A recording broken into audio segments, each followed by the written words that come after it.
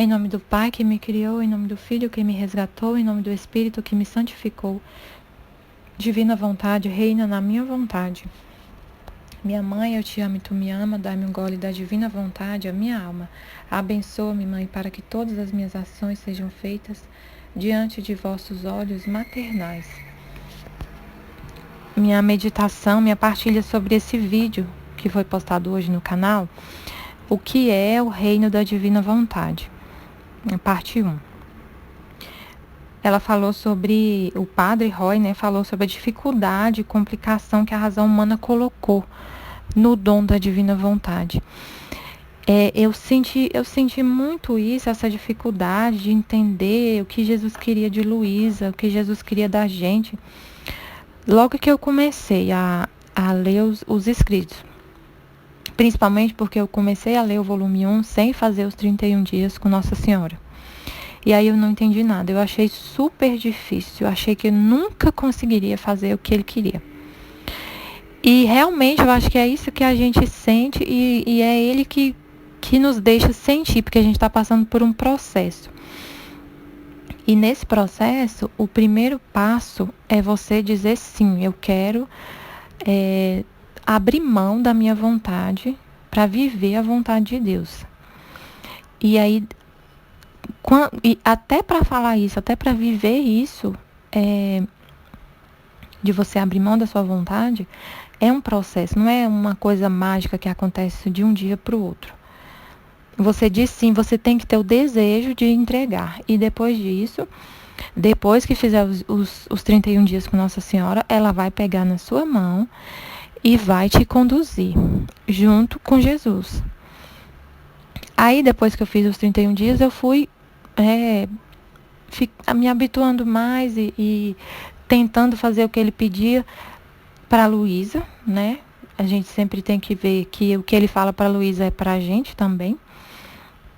Então, um exemplo é que ela tinha que trabalhar sempre pensando que ele estava olhando para ela e que estava fazendo junto com ela. No início eu achei super difícil fazer isso, super difícil, porque a gente esquece. A gente tem que saber que a gente não é capaz de fazer nada sozinhos. E até para eu entender isso, que eu não era capaz de fazer nada sozinha, foi difícil. Por isso que você tem que ter muita vontade de aprender, porque você tem que estar meditando o dia inteiro, meditando sobre o que ele fala e percebendo, você se conhecendo. Eu percebi que eu não tinha entendido que eu não conseguia fazer nada sozinha. Porque eu falava, por exemplo, assim, eu cuido dos meus filhos. Eu já cuido deles há tanto tempo. Por que Jesus fala que eu não consigo fazer nada sozinha? Se eu faço tudo para eles. Já tem anos, sempre fiz. Aí eu fui pensar, mas quem que está na sua mente? Que está controlando a sua mente? Que controla a sua vida? Quem que te dá a vida? Quem que faz o ar para você respirar? Quem que faz seus órgãos funcionar? Seu cérebro? Não é você, não. E sem o cérebro, sem o ar para respirar, sem o sangue circulando no meu corpo, eu sou capaz de fazer alguma coisa? Não sou. Nada, nada. Por isso que ele fala. Aí eu fui entender, meu Deus, eu não consigo fazer nada realmente sem o Senhor. É a sua vontade que está reinando aqui, apesar de eu não ter essa noção. O Senhor mantém a minha vida e está aqui em mim, realizando tudo comigo. Eu preciso só ter essa noção e ter até ingratidão, né? Quando a gente não tem essa noção de que Deus que mantém a nossa vida, né? Que se Ele quiser que eu morra agora, é só Ele, um ato da vontade dEle, uma palavra, eu paro de respirar, o ar me falta e eu deixo de viver. É até uma ingratidão. Aí você depois que tem essa noção, você começa a ter gratidão pelo ar que você respira, pelo sol que nasce, porque sem o sol a gente não é nada. Então, se Deus decidir que o sol não vai nascer, o que vai acontecer no mundo? Vai virar o caos. Se as estrelas caírem do céu, se é Ele que mantém tudo, as nuvens. Então a gente começa a pensar, aí você começa a pensar e a raciocinar, é isso que é meditar. Você pensar, gente, se o sol não vier, se o sol não nascer, e se Deus não sustentar as estrelas lá no céu e cair? Que fala na Bíblia, né, que no final dos tempos as potências do céu serão abaladas, meteoros que caem. Destrói tudo em segundos, se Deus quiser. Então é isso que é a noção de que você não faz nada sem Ele. Por isso que Ele fala para Luísa, tudo que você vai fazer, você tem que pensar que eu estou fazendo junto com você. E Ele falava também para ela, você tem que ver uma dificuldade que eu tive, me ver nas pessoas, porque se Ele está comigo, Ele está com todo mundo, Ele mantém todo mundo. Todos nós estamos fundidos na humanidade de Cristo. Nós fomos feitos para Ele. Tudo foi feito para Ele e para Nossa Senhora. Tem no livro da Mística Cidade de Deus, estava lendo ontem isso.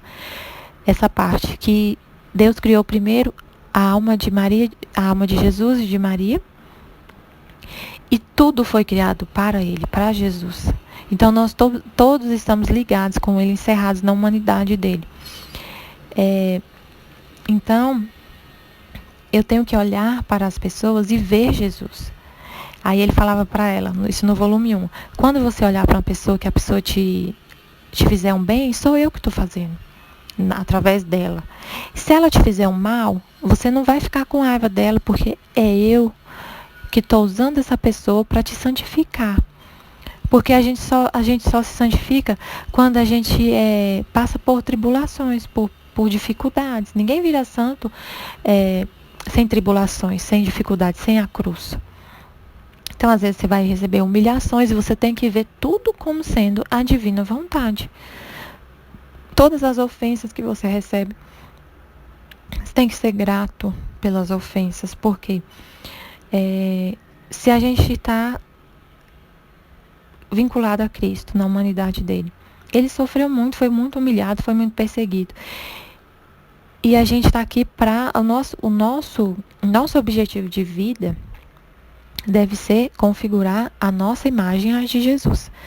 E se Jesus sofreu, a gente vai sofrer. Se Jesus foi humilhado, a gente vai ser humilhado. Se Jesus passou pela paixão, o seu corpo místico, que é a sua igreja, vai passar pela paixão. Para chegar na ressurreição, precisou da paixão. Então, a gente tem que passar pela paixão. Então, quando a gente estiver sendo humilhado, perseguido, obrigada, Senhor. Estou passando pela paixão junto com Jesus. Para um dia receber a ressurreição, a glória. Então, aí assim, eu não sei, o Padre Roy disse que muita gente fala que é difícil. Eu não sei o que a mídia fala isso, o que a mídia fala sobre isso, o que outros padres, eu não conheço muito, o que outros padres falam sobre viver na divina vontade, quais essas dificuldades que eles colocam, não sei falar. Eu falo sobre a dificuldade que eu tive, mas eu imagino que deve ter muita gente que acha super difícil viver tudo que Jesus falou para Luísa. De você ver Ele em tudo, ver que Ele está te olhando em tudo, todas as suas ações estão sendo feitas com Ele. E entregar a sua vontade e pensar como Jesus pensa, no início dá um nó na cabeça, porque a gente pensa muito humanamente, né? E a gente quer julgar tudo, quer ter razão em tudo, quer julgar tudo. Tudo que acontece, a gente julga. Por exemplo, o que está se falando agora, né, que está na mídia, o caso do estupro da menininha de 10 anos, da criança e do aborto. Todo mundo quer dar uma opinião, acusando o estuprador e não tem piedade e misericórdia dele. Eu vejo muitos comentários nesse sentido. Não teve misericórdia do bebê, que foi abortado. E assim, é difícil a gente aceitar que a gente não deve julgar.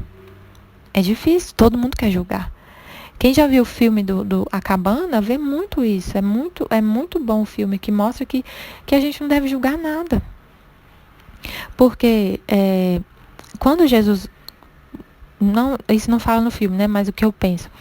Quando Jesus foi morto na cruz, que ele tomou para si todos os nossos pecados, esse pecado que o, que o estuprador cometeu estava lá. Ele foi perdoado por Jesus. Basta ele querer esse remédio da redenção.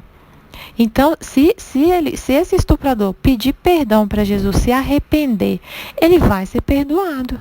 Por que que se Deus, que é o Criador de tudo, perdoa, por que que eu não posso perdoar? Se Jesus já morreu na cruz e tomou para si todos os nossos pecados e perdoa sempre. Não estou dizendo que ele não vai sofrer as consequências do pecado. Ele vai sofrer as consequências do pecado. Seja aqui, seja depois da morte. Isso aí vai ficar com Deus. A gente não tem que pensar nisso, não tem que julgar essa situação, querer julgar o estuprador. Por quê? É o que eu estava pensando ontem. Todo mundo que está julgando o estuprador, todos nós que julgamos ele, Jesus poderia colocar ele lá no meio, fazer uma roda, igual ele fez igual aconteceu com Maria Madalena, eu acho, que foi aquela adúltera, né, que no Evangelho, não acho que não é Maria Madalena, não. Que todo mundo queria apedrejar ela, porque ela é adúltera. E aí Jesus falou, quem nunca pecou, atire a primeira pedra. Eu penso no estuprador agora, vamos colocar ele aqui no meio, todo mundo que está julgando. Vamos colocar ele aqui no meio da gente. E agora eu pergunto, quem nunca errou aqui? Atira a primeira pedra. Ninguém vai atirar. Porque todo mundo erra. Todo mundo erra. E Jesus perdoa todos. Deus perdoa a todos. Ele também merece o perdão.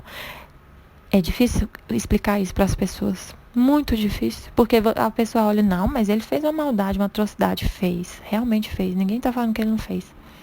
Mas ele merece o perdão. Todos merecem. E assim, falar que a criança devia ser abortada, por quê? Se eu pensar como Deus nunca ia pensar desse jeito. Ele não quer que mate a criança. Aborto é crime, é pecado, independente da situação que aconteceu. Se essa criança veio a completar 6 meses de gestação no ventre dessa mãe, foi vontade de Deus que completasse. E a gente não deve julgar. A gente tem que rezar, pedir reparação, rezar por essa criança que teve esse abuso sexual por 4 anos, eu acho. Rezar para que esse estuprador se converta, que essa criança tenha a alma curada, porque ela está com a alma totalmente despedaçada, ainda mais agora com o aborto, não fez a alma dela, a felicidade dela voltar, e agora ela vai ser feliz para sempre, vai voltar a ser criança. Não vai. Então, é complicado explicar isso para as pessoas, para o mundo. Eu vi comentários de católicos na Canção Nova, no Instagram da Canção Nova, muitos a favor do aborto, porque a criança não pode perder a infância. Mas a infância dela, não é a gente que tem que julgar isso. A gente não deve julgar, só rezar e pedir ao Pai que faça o melhor na vida dessa criança, na vida desse tio, na vida de toda a família. Então, eu vejo a divina vontade sendo difícil para muitas pessoas por causa disso. Porque você vai começar a pensar como Jesus pensa. E vai ser muito diferente do que a gente está acostumado a pensar, do que a sociedade está acostumada. Você vai nadar contra a corrente, digamos assim. É isso que eu penso sobre essa questão da dificuldade que a razão humana coloca na divina vontade. Porque a gente tem que configurar o pensamento ao de Jesus. E o pensamento dele é muito diferente do mundo, do pensamento humano.